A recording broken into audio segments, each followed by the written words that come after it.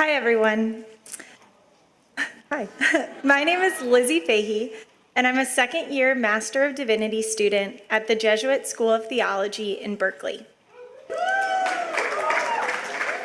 As a part of my degree program, I was asked to pick a field education site where I would work in ministry about 10 hours a week for the entirety of my second year. I was thrilled to make the choice to serve at Most Holy Redeemer Parish in San Francisco, a little parish in the Castro doing big things. A few weeks ago, some of the young adults from MHR gathered in a cramped San Francisco apartment after Mass to celebrate the Mid-Autumn Harvest Festival at the invitation of a member of our group.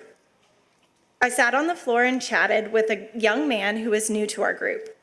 He spoke of his friend, another member of the young adults, and said, "Brian is the first person that I met who made me realize I didn't have to choose, that I could be gay and a part of a parish that loves me. I've been Catholic my whole life, and it took me this long to know that I didn't have to choose." This is a crossroads that queer Christians find themselves at too often, an emotionally exhausting and frustrating conflict at which I've encountered students, friends, and coworkers too many times. Today, I would like to share with you the ways that Most Holy Redeemer Catholic Church has and continues to offer a way forward, a way in which people are invited to come as they are to their faith community and welcome in the body of Christ in the fullness of their identity. First, some history. Due to white flight in the 1950s, there was a large amount of open real estate in the Castro district of San Francisco. Many members of the gay community moved to the Castro in the late 1960s and early 1970s. Harvey Milk arrived in the Castro in 1973, and through his activism, further solidified the Castro's reputation as a queer haven. In the 1980s, MHR was assigned a new pastor, Father McGuire, who specifically set out to engage with the changing demographics of the neighborhood. What did this look like? Well, according to one parishioner, this meant that a priest and his clerics and a habitless nun would hit the gay bars, grab a drink, join the conversation, and invite the folks they met there to Mass.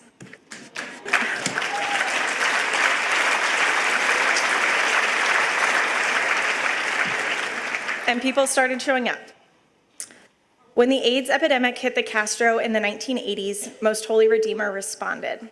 In 1985, the parish started an AIDS support group, and later that year opened Coming Home Hospice, the first hospice center in the world dedicated specifically to patients with AIDS.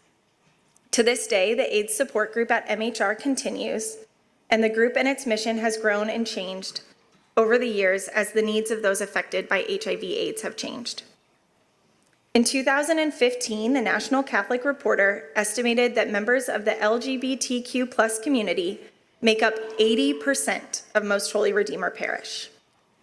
In this spirit and mission of radical hospitality and acceptance, MHR works tirelessly to be more inclusive of women, trans folk, and people of color, recognizing that our parish can always do more and better at creating space in our community and at the table for people who are marginalized.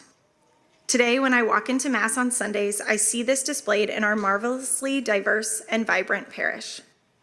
Most Holy Redeemer stands as a way forward for all those who stand at the crossroads of their faith and sexuality, and offers a place for them to integrate the two. The parish boldly invites all to come as they are, confirming that all are truly welcome here, and lives by its motto of God's inclusive love, proclaimed here. At my first young adult group meeting, I got to hear the history of the parish from the perspective of a layman who joined the parish in 1981. He invited us to meditate on the image of the Most Holy Redeemer, the Holy One who compensates for the faults of others and who regains, through payment, possession of that or those who have been taken. For me, I see a clear connection between the name and the way Most Holy Redeemer Parish seeks to regain God's children who have been cast out from their faith communities, and the ways that the parish heals the hurts done by other faith leaders and groups. As a whole, the the Catholic Church has a lot of work to do to compensate for the faults of its past and present. There is so much in the Church that seeks to be redeemed. Most Holy Redeemer is doing its small part to help in that effort. My hope for all of us is that we can be members of a church that never makes us feel as if we would have to choose between our sexuality or any other part of ourselves that makes us who we are and our faith.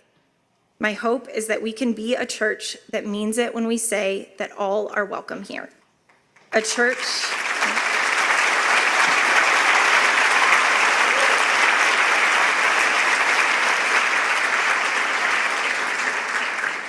Let us be a church that radically proclaims God's inclusive love.